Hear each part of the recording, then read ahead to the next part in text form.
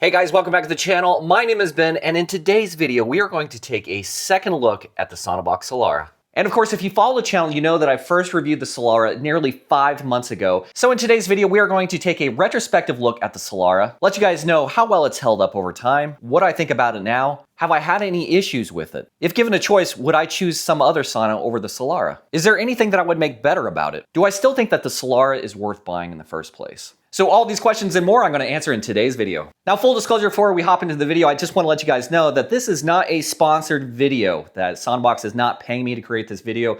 I'm not a bought and paid for YouTuber. I really try to be as genuine, objective, and honest as possible when I create these videos. So with all that said, let's get on with the video. Now to get us started, let me do a quick recap of the specs. The Solara is a one-person infrared sauna. It measures 35 inches across, 37 inches deep, and is 63 inches tall. Inside you will find 7 full spectrum ultra low EMF carbon ceramic panels. The wood on the inside is 100% Canadian hemlock. Also includes this medical grade red light right here that emits light at 660 and 850 nanometers. It's extremely bright. Here on the inside we have the control panel where of course you can turn this on and off. We have the button for the interior light, and also right here you have the button for the music, so it can be Bluetooth audio, radio, and also USB audio. You have the option to control the tracks, the volume, and of course up here set the time and temperature of the Solara itself. Here on the ceiling we have the single Bluetooth speaker, a light, we have the temperature sensor right there, and then also we have this vent right here that you can open and close to let out some of the heat.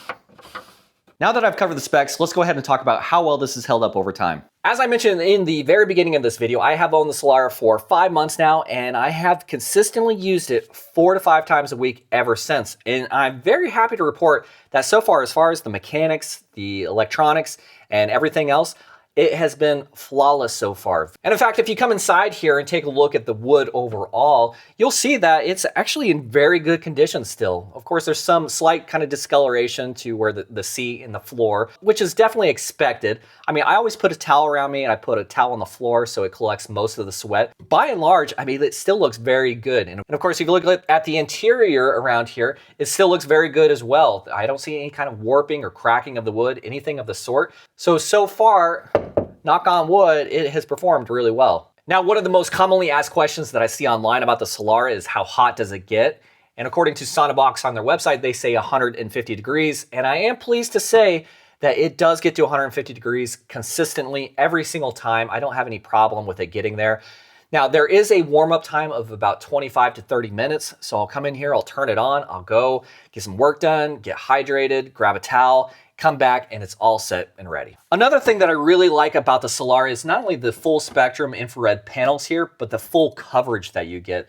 That they do surround you completely from here on your legs to the back of your legs to your back. So everything is being targeted, and to me, that's a really nice feature. Another thing I want to address is the size of the sauna. And of course, for some people, it's going to be a pro, other people, it's going to be a con, because this is a fairly small sauna overall as far as the height goes, the dimensions. It's designed to fit in a small space, which I really appreciate. I don't want a sauna that takes up an entire room. And so for me, this works perfectly. And of course, it's 63 inches tall. And so when you come inside here, you do have to sit down. I'm 5'10". As you can see, I have tons of room between my head and the ceiling right here, and of course from my shoulders to the sides. I feel like I have plenty of room. I don't feel claustrophobic, and I feel like there's plenty of room in front of me as well. So it is compact, but you know, if you're looking for something that you can kind of sprawl out a little bit more, stand up, even lay down, yeah, this is not the sauna for you, and that's pretty apparent from the beginning, so you shouldn't buy this and have buyer's remorse afterwards, you know, based on the specs, because they're accurate and they do show you exactly what you're getting. Now, the second most common question or concern that I see online regarding the Solara is the overall safety of it. How are the EMF levels? Now, if you guys watch my original review, I went around with my EMF reader. Every single panel was coming back with a 0. I really was unable to pick up anything. And of course, somebody asked a question later, how are the electric fields? And I went back and I checked that in another video to show that they are extremely low as well within the safe limits. So by and large, I've been very happy with the sauna, and frankly, there's only a couple of small little things that I wish were a little bit better. All right, so the first gripe I have, and I apologize for the echo, I have the door closed right now, is with the bottom sill right here. And I've seen a couple of other people mention this as well online, and that is when you have the door closed, it doesn't seal very well. And so you'll actually feel a little bit of a draft coming from down here while you're in the sauna. And there is a small fix for that. Actually, the fix is twofold. There's two little small things that you can do. So if you'll notice down here on the glass itself, you see that rubber seal? So this is just this window seal that I purchased. And this is like, I don't know, it was like $5 to $10 max. And all I did was just apply a small strip on the very bottom. And so that when I close the door, it creates a really nice tight seal. And that fixed it. The other thing that you can do, and this helps as well, is if you look right here on the latch, it has these two screws right there, and there is some adjustability there. And so if you undo the screw here and the one here on bottom, and you just simply move this back a little bit, when it latches, it'll actually cinch the door in, and that can help significantly as well. Next, let's go ahead and talk about the red light. Now, truth be told, I don't have any complaints about the red light itself. Number one, the fact that they include it is fantastic. There's a lot of other saunas, they don't include red light, and some that do, it's not very good. This one, on the other hand, is very good. It's very powerful, very bright. It emits light at 660 and 850 nanometers, which are the two spectrums of light that are proven to be the most beneficial for you.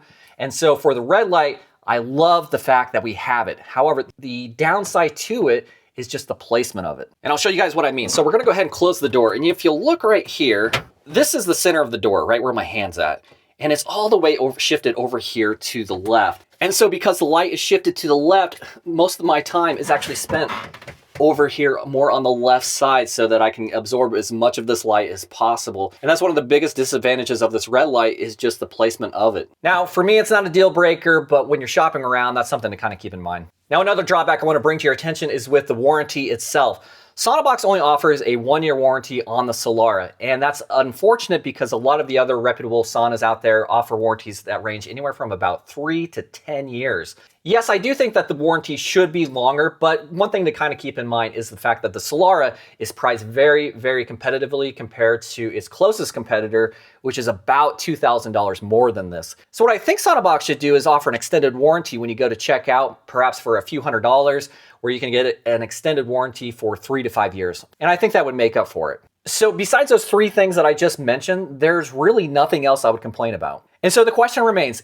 if given the choice, would I purchase the Solara all over again? And the answer to that question is, yes, I would. I mean, I absolutely love the Solara so far. I've tried a lot of different portable saunas, and they've all been pretty good, but I got to tell you that I keep coming back to this one. I look forward to using this sauna. I love getting in here. I just love the feel. I like the smell of the wood. There might be some that are better than this, and I just don't know. But when I'm looking on paper and I'm looking at the specs and I'm comparing it to other saunas that are out there, this definitely has a beat. I love the fact that it's full spectrum infrared. I like the fact that it has the red light here. And I just like the size overall. I like the fact that it's not taking up an entire room. But at the end of the day, it's worked really well for me. And for that reason alone, I feel like I can give it a strong recommendation.